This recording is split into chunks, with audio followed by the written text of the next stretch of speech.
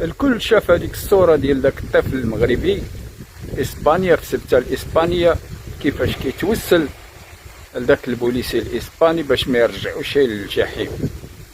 يعني صورة غنية عن الوصف، شوهة دولية لديك الملكية العاملة الخائنة. لكن الأسوأ من ذلك وهو الصورة ديال داك البوليسي وهو هز هذيك الحجرة وباغي يضرب بها هذاك المواطن اللي تيطالب حتى بشيء، باغي غير يخوي بحالهم ديك البلاد. وتما فين كاين المشكل ديالنا حنا المغاربة. البؤساء الشعب يدافعون عن الخونة الأوغاد على حساب بني جلدتهم مقابل راتب حقير. هذا هو المشكل ديالنا. أنا ديما كنقولها، الرخص هو الذي يقف في وجه تحرر ذلك الوطن الأسير.